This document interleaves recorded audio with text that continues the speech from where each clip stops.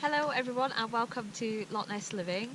Today we've come up to the Abriacan Community Woodland Trust, which is about 5 minutes outside of Drumnadrochit and on the hills that sit on the surroundings of Loch Ness. It's a really lovely spot to come because it's owned and managed by members of the local community who are really keen to educate visitors and put time into educating the children of the local area as well, to taking care of the wildlife and the ecology and the landscape that surrounds Loch Ness. So this is a perfect place to bring my friend Callum, who is really super passionate about wildlife and ecology, to tell us more about what you could possibly see if you come for a visit here, which I know many of the people watching plan to do, and how to plan your visit so you can see what you want to see and get the most out of coming to Loch Ness. So thank you very much for your time today, Callum. No problem. Okay, so you're really passionate about wildlife and ecology. Just kind of to warm up to that subject, where did that come from? Where did your interest in the environment and animals and kind of the plants and what's surrounding us, where did that come from in life? My granddad, Oh, my dad's dad. I grew up in an ex-coal mining village in central Scotland called Pleen. Tiny wee place. And all my relatives were miners.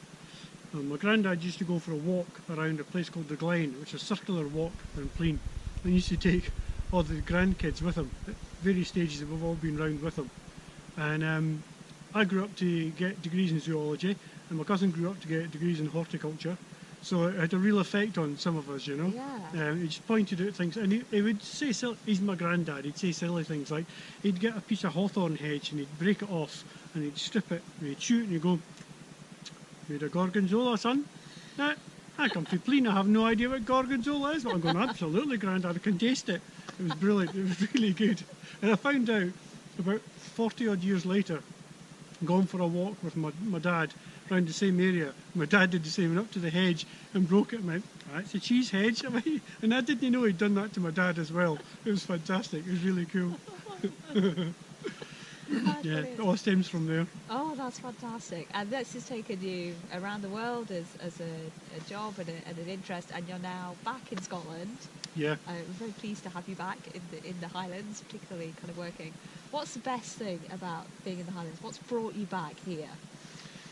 Combination of things. The wildlife is superb. The landscapes, now, the landscapes look nice, but as an ecologist, I see them ecologically degraded. Uh-huh. Most of them are either commercial forestry or grouse moors Uh-huh. or deer forest. So that is a really interesting point, because a lot of people who visit Scotland think that what they're seeing is nature, Yeah. and that's it. And I was talking about this when I went to see Julie, who runs Black Owl Yarns, who's also got a background in ecology, and she was saying it's very important to understand that actually this is cultivated, this is man-shaped, Yes. manscaped, Yeah. whatever that the correct phrase is for that, but this is formed, and so but you would have to go very far back in history to find the original version. So you kind of adapt your mind to this is kind of, You do. it's a giant garden, or what's the Yeah. best way of looking at this landscape? It's a rich man's playground at the moment. Okay.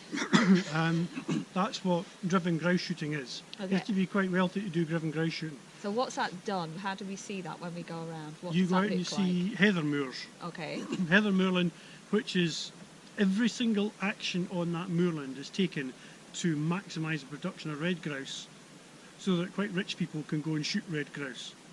Sounds insane, but that's exactly what happens. It's not a cheap sport either. Uh-huh. So there are thousands and hundreds of thousands of acres of Scotland are kept just for grouse moors. Okay. And the people who run these places will tell you, oh, they're good for certain types of wildlife, like wading birds. And they can be good for wading birds, Uh-huh.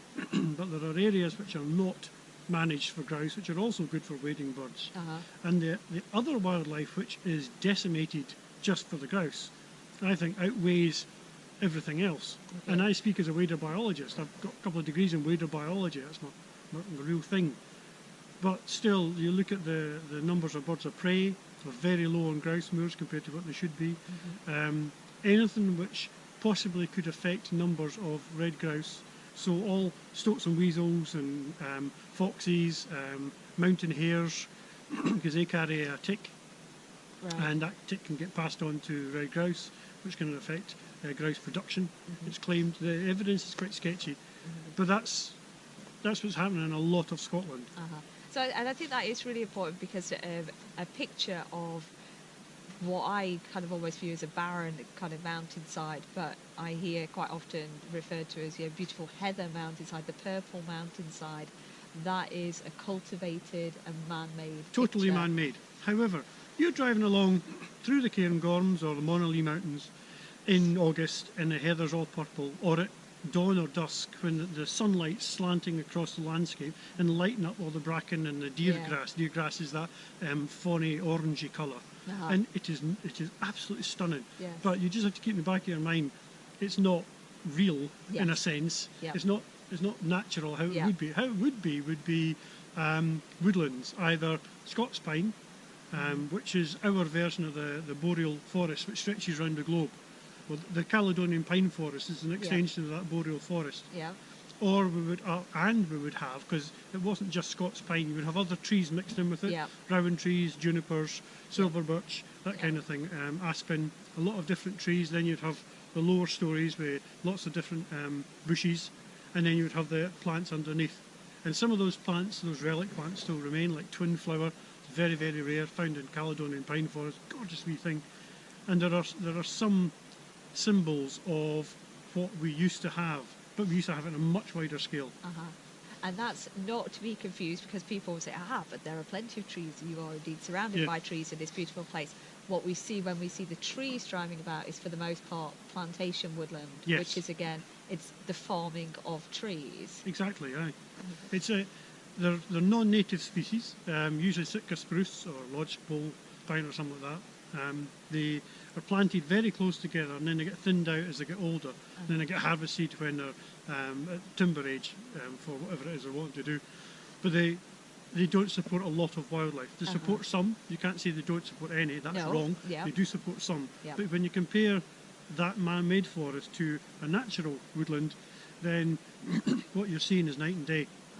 And there are people who are trying to replant woodlands Yes. in Dundregan and places like that, and down in the borders. I think it's been quite a But big project it's to huge. try and landscape But those are- Caledonian forest. Those are isn't there? plantations. Yeah. Never think Yeah. that those are natural. No. Those are plantations. They are orders of magnitude better than commercial pine Yeah. forests because they are putting back native trees. Yeah. And also, not all organisations involved in planting woodlands do this, but I do know that Trees for Life do. The people at Dundregan, they do surveys of all the stuff that's in there. They've found quite a lot of species, lots of hoverflies and spiders and beetles and really cool things that make the ecology work.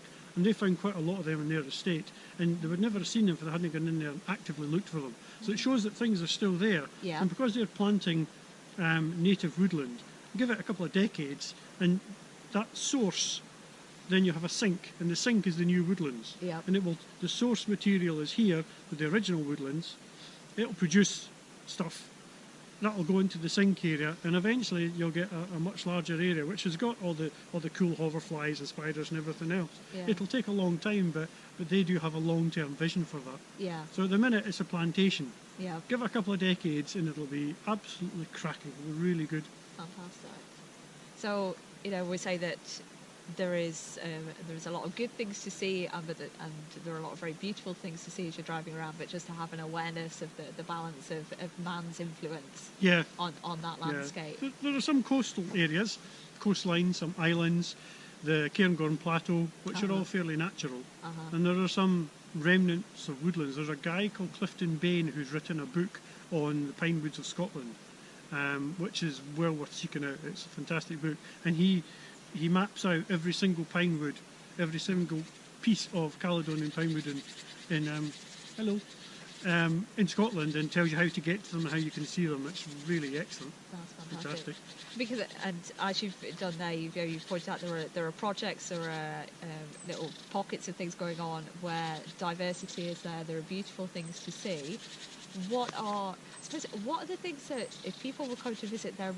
they should try to see, because they're more likely to see them. Because things like, for example, the Scottish wildcat is absolutely fantastic, it's beautiful, but you will not see a Scottish wildcat No. in the wild. So we can't tell people to go and look for a Scottish wildcat. You go and see a Scottish wildcat, a genuine Scottish wildcat, you immediately go home and write your lotto numbers because you're going to be that lucky. You know what I mean? There's only a few hundred left. So we can't tell people to go and see a Scottish wildcat. No. So what could we point people in the direction of seeing? You come up here, as you can hear, there's lots of birds around, and this is the middle of February, it's just been snowing, there are still lots of birds around here. We saw, coming in here, we saw 4 or 5 bullfinches, and we saw a pair of crossbills as well. Crossbills here are everywhere, they're absolutely fabulous, very close views as well. The other thing you'll get up here, which people want to see, are red squirrels. Yes. And they're here all year round, and at this time of year they're getting ready to breed as well in February.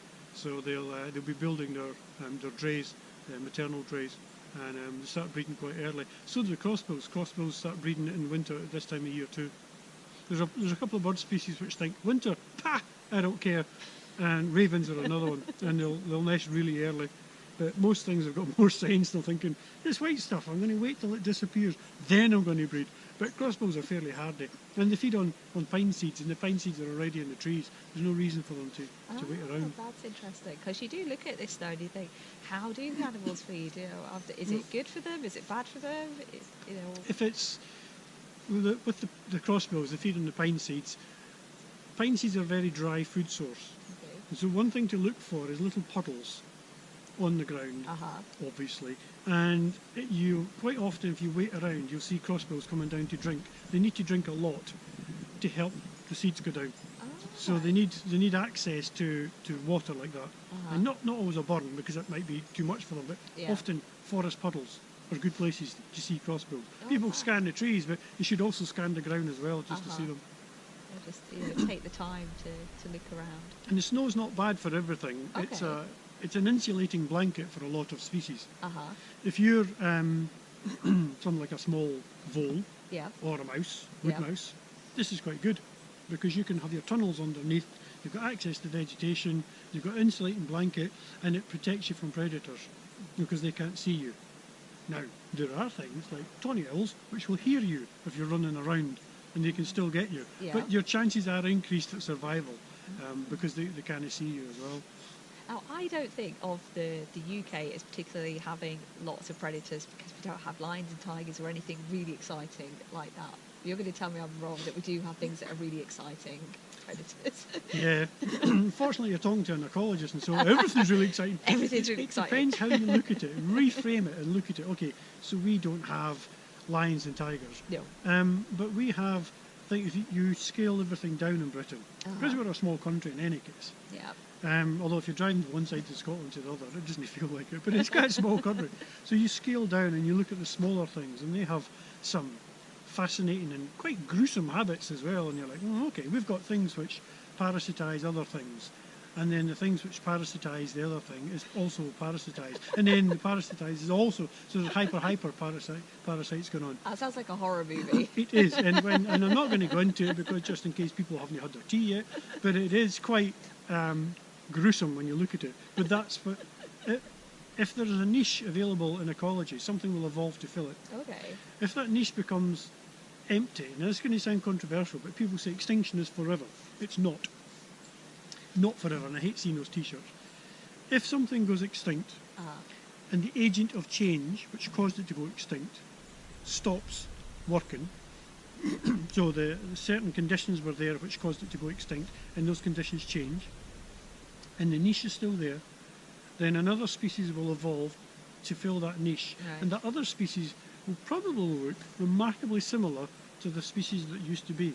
So throughout history, we've had 4 or 5 different saber-toothed cats have evolved independently, because they've been there interglacial, they've been feeding on large mammals, another glacier comes along, wipes everything out, then you get another interglacial, you have more large mammals, another cat evolves to take care of it.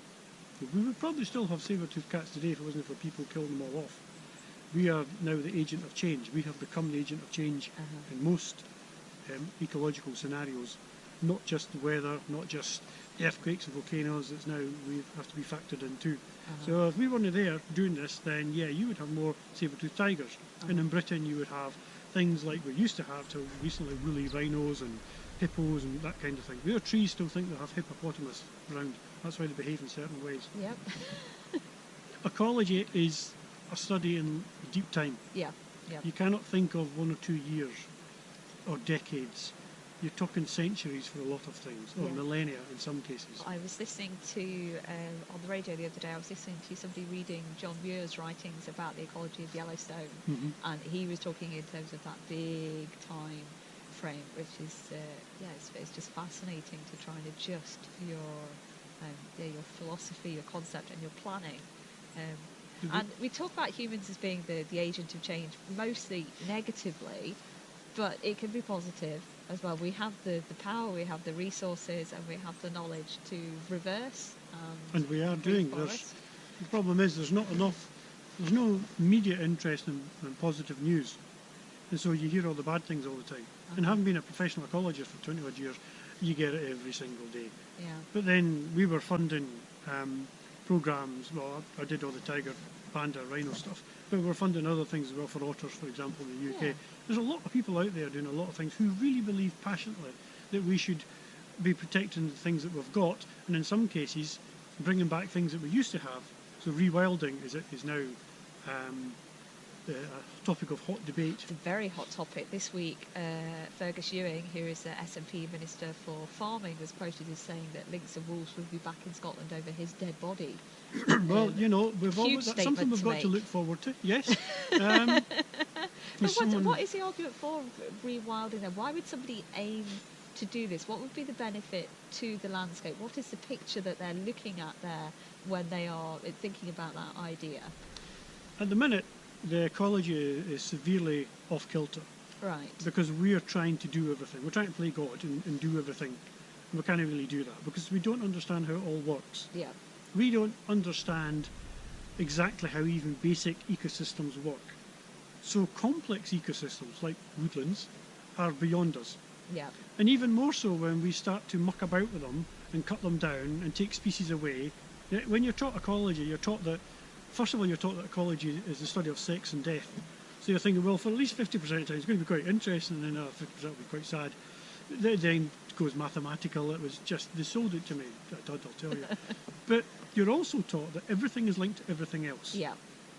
And we don't know often what those linkages are. And we certainly don't know what will happen if we break the linkages. And at some point, called the tipping point, you have a chaotic interaction. You have runaway effects because you've broken so many different strands that something happens and it causes a lurch and things just fall apart. And there are certain species we know about called keystone species which have a disproportionate effect on their environment. Beavers are a keystone species. I've heard of this. Yellowstone again brings to mind because I've seen the wolf. video of the wolves in Yellowstone Park, and that the effect they've had on the landscape is far beyond their interaction between just the animals that they predate. Yeah. It's bigger than that. But people don't think of that. So they're saying, if you want to rewild, you want to bring wolves and beaver back. And they're thinking wolves and beavers, and beavers will eat all the fish, and wolves will eat all the sheep. And you're going, well, beavers never eat fish. They're totally vegetarian. Yeah. But that's still an argument that gets brought up, and you're like, have we not finished with that yet? And the other one is wolves will eat all the sheep. Yeah, wolves will eat sheep. And lynx is the other one that I've heard more recently. Lynx will eat sheep too, but they prefer roe deer, and they prefer this environment. They prefer woodland. Having a sheep out in a field, it's quite a good defence against lynx because lynx do not like open countryside. They are not open countryside predators. And none of these things like people. No. Either. The chances of seeing anything when it's released would probably be very, very small. I have gone about with the chap in the Jura Mountains in Switzerland who introduced lynx to the Jura Mountains, and we were radio tracking the lynx, and he's going, there's lynx there, and we were meeting locals who've lived there all their lives, 70 odd years, and they're going, there are no lynx here, we've never seen lynx. He goes, yeah, I put them here, like in the 1970s, and I go, we've never seen them, and they're so secretive that people find it really difficult to believe they're actually there, and have been for decades. Yeah. Because they are so secretive. But if you do bring them back, then you are trying to restore some of the balance. And they will have other knock-on effects. And sometimes that will be bad and sometimes that will be good. And all people are thinking about, particularly farmers and hunters, are thinking about the bad effects. Well, I'll eat some of my sheep. Well, yeah, that might mean you have to look after your sheep a bit better. Well, or differently. At the minute, because they farm it away at the moment that doesn't have to consider predation. Yeah, they don't have to think about it at all. But people in mainland Europe do have to consider predation, so it would be farming differently. And I'm not anti-farming, and I wouldn't want to start taking that stance. We're just kind of encouraging people who are visiting this landscape who don't know about Scotland to understand a little bit about the debates that are happening at the moment. If you chuck farmers out, and the future of Scotland. If you chuck farmers out and turn it all over wildlife, that's great. What are you going to eat? Exactly. One thing. It could be a bit of a problem there. Plus, there are some landscapes which farmers have contributed to, which were made entirely. The Maca grasslands in the US, for example, that's because of the style of farming they do. That would not exist if it wasn't for the farmers up there. That has oodles of really cool stuff in it. So some of the areas that you have are there because of farmers and because of people hunting as well, hunting and shooting. And I'm not totally anti that either. No. I think that's the thing. I see everybody having a bit of a part to play. Yes. And there will be arguments from people saying, oh, we can't do this for this reason, we can't do that. And those are valid arguments for those people. And those have to be addressed. You can't say to somebody, well, you're talking rubbish. They might be talking rubbish, but how do you know because you've never done it? You can look at what other people have done and say in other places this has happened. So, example, in Yellowstone, they put wolves in and found more trees. But there is a direct correlation between putting wolves in, getting more trees, slowing down water flows, stopping flooding because you've got wolves there, and you can show that. And this would happen in Scotland. And I know people want to release wolves into fenced off areas in Scotland, Scottish Highlands. I've spoken to those people and I've told them, you need a wolf plan for Britain. They said, oh, we're only releasing it into this area. I went, no. They will escape and they will go all over Europe. And I was standing talking to the chap in a city called Brasov in Romania. It's got 350,000 people. We were walking wolves, walking down the main street in Brasov at night, feeding on rubbish bins and things. I think if you had wolves released in Britain, they would eventually go to the centres of, except for the centres of the very largest cities, they would be everywhere else. Like foxes have become urban foxes. Yes. And that's not about that's not about a scare story trying to say wolves would be. It'd be fabulous. It's about understanding that animals follow opportunities and they don't know what the rules are. People think that wolves need forests. Well, they don't. They have very Catholic choice in their habitat requirements. They could live in most places. I've seen them live in cities, I've seen them live in towns, I've seen them live in farmland, in woodland, and I think that people have to understand that if you bring wolves back, you're bringing them back to Britain, you're not just bringing them back to one wee area. And a good example of that is wild boar, which have escaped, and there are wild boar around Loch Ness, up in the hills and the forest out at the other end of Loch Ness, and they are escapee wild boar, and I mean, you don't see them round about. Certainly I've never seen one, but I know they're there. And people think, oh, that's not right because the woods have changed since we got rid of boar. The trees don't know that. The trees do not know that. They still think there are boar in the woods. And boar are evolved in the same woodlands that we've got. It would not be unnatural to have boar in the woodlands. It would be quite good for some things. What do boar do to woodlands? They're basically ploughs. That nose they've got. They're just amazing. They churn up things, they move seeds, they transport seeds from one area to another through their droppings. They open up ground. They do all sorts of really cool things. I have seen wild boar lots of times in Europe. They are scary. A big boar with wee piglets. You look at the wee piglets with all striped and you think, oh, that's cute. Then you look at the big boar and you're like, oh my God, this thing's got like sabres for teeth. And you're thinking, I don't want you anywhere near me. But for the most part, if we're tramping around the woodland, we don't all sing songs and go in one line like we used to in Brownie Camp, but we make such a lot of noise and such a lot of smell. They're off. They don't want anything to do with us. I've seen them because I've been with other ecologists. And you're walking about like you're sneaking up on things and you can see them. And then you think, oh, I've seen them. They know you're there way before you've seen them.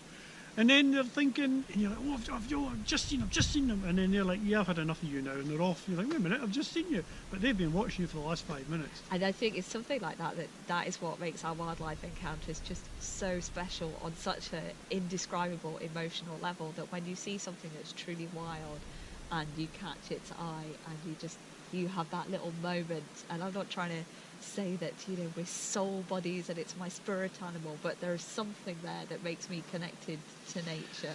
You can say that if you like. A lot of people would believe you. Or you can look at the overwhelming body of evidence which shows that people being out in nature just are feel better. Yeah. For your mental health, it's much cheaper than going to see doctors or pills. Go out into nature. Yeah. It's just, you cannot argue against that. And there are some of us who get really antsy if we don't get out into nature. As someone who lived in London for several years, you just needed to escape every chance that you got, you know. And even now that I live in the Highlands, I need to get out into nature pretty much every day. And some of us are like that. We have to do it. I think everybody needs to get out into nature. Yeah. Some of us need it a bit more than others. I'm just addicted, what can I tell you? And I think there is a bit of a danger when we live here that we take it for granted a little bit, and that's why it's so interesting when I'm in the position of trying to explain and share things with other people that I see it in a different light. Yes. And their enthusiasm of seeing things for the first time is, you know, I get that back, and that's amazing. There are so many people who have seen Loch Ness on the TV, or they've watched a program like Outlander, or they've read a book or a story, and that's what's drawn them to this area. And they come here, and you know, it is so green, or it is so mountainous. That's because it's so rainy. And it is so rainy. People need to understand there's a reason why it's green, you know. But it looks like what you expect Scotland to look like. Yeah. There are the mountains. And it is. I mean, I do a lot of photography nowadays, adventure photography, mountain photography, and you go out there because it is so gorgeous. Yeah. And yeah, you're looking at it thinking, well, that could be a forest, or it could be, whatever. It just looks stunning in many cases, and it's fantastic. It's really nice. And yeah, you don't have all the animals you wish you had, but the ones that you do have, we need to fight to keep, because they are just wonderful. I mean, I've seen crossbills and bullfinches loads of times, but seeing them this morning, it was like, oh yes, they're just lovely to see, because we walked down here, we didn't know if we'd see anything. Yeah. 4 bullfinches and 2 crossbills later, we've arrived, and you're like, it's that chance encounter is really cool. It's excellent. It's always special, and I hope that I never lose that, even though I live here and this is my home. I never would want to take it for granted. I think it's always special. Problem is, you look at it through your eyes and think, yeah, this is great. Yeah. But there's 3 sides to every story. There's yours, there's mine, and there's the truth. Because everybody always puts it through their own filter. Yeah. And people say, oh yeah, I like it because ecologically it's marvellous, or I like it because it speaks to my soul, or whatever. Both those are valid viewpoints for those people. Yeah. And that's why I say people who don't want us to bring in wolves or beavers or whatever it is, that's an equally valid viewpoint. Yeah. Because everybody's got to share this place. It's not that big. There's an awful lot of us. Yeah. There used to be a lot more, but there's fewer now. Yeah. In certain areas. But we have to share it. So you have to try and rub along some way. Yeah. But I think having a space for nature is vital. It's fundamental to people's well-being, and it keeps. Without nature, we would all die off. Yeah. That's a problem. It gives us. They call it ecosystem services, a term I do not like at all. People try to reduce nature to pounds and pence. But there are some people who will only view the world on that economic quid pro quo kind of way. They will see it as a resource, and that is their point. Robert, have you spoken to those people, Damon? And you speak to those people and you tell them, right, the ecosystem service equivalent of, for freshwater, of that woodland is several £million. They're looking at you going, what? Can't be that much. And so they go away and they do other sums and like, oh my God, it is. It's the sums you're talking about are huge. Yeah. In order to replace what you've lost, the sums of money are absolutely huge. And that's given you, this area is giving you that for nothing. So this woodland here is soaking up a lot of water, which means the water isn't just flash flooding down the hill into Loch Ness. Yeah. It's giving you timber, it's giving you non-timber forest products, NTFPs as the rest of the world calls them. So that could be mushrooms, or it could be things for crafts and arts and whatnot, which is not trees but other stuff.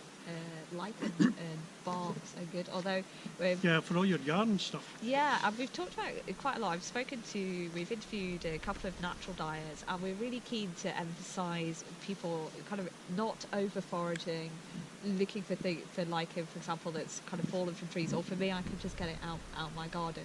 And we're trying to advocate again a balance. Yeah. And are we kind of doing the right thing there, or are we being too conservative, or are we not being conservative enough? It's the kind of thing that you have to bring time into it, and you have to look at it over time and see is the resource that we're looking at, the lichen or whatever, is that going down in number? Is it becoming rarer to find because we're using too much of it? Right. If it is, then yeah, you need to scale back. But if you're continually finding that thing year and year and year, then you're at an okay level. Right. It'd be difficult with something like lichen to see too much because it takes that long to grow. You would never know. But you can certainly start to struggle to find it if you're over harvesting whatever it is. And it's the same with fungi. It's the same with nuts. It could be the same way if you were killing rabbits or deer or wild boar or whatever. But we can only get that picture if we're kind of doing that on a regular basis. So we have the before and then the present visit to compare to. So kind of from that point of view, would it be a good idea to forage in somewhere where I was unfamiliar with, because I wouldn't have that long picture to know if today's kind of forage is a good one or a bad one. I would only have that snapshot. Yes, but if you go into a forest to forage, and it's new to you, and you see lots of things to forage, then it should be a good indicator that it's not over foraged. Okay. If you go in there and you're struggling to find anything, you think, well, maybe A, it's not that productive, or B, other people are foraging here, or C, other wildlife is foraging here, because it might be that you're looking for nuts of a particular kind and it's all been gobbled up by everything else. You don't know. But yeah, if you go into it and look at it and say, right, I'm looking for this and this, they're here, there's a lot of them, then you can start to forage and think, right, I take as much as I need and that's it. But people start to get greedy about it, and that's the slippery slope then. It's just something to have in mind, because our visitors, do like to go, and of course we want them to get out and about, want them to appreciate and see this landscape, but again, finding the balance.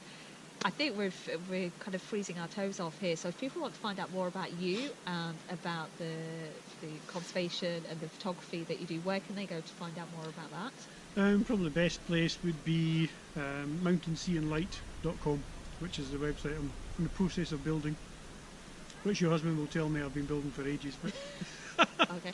And your photographs are on Instagram? Yeah, I put stuff up on Instagram, just Callum Rankine on Instagram. Okay, so we'll make sure the links to that are in the video. And we just thank you for coming out and just arranging this beautiful weather and lovely day for us. Thank you for having me. Great.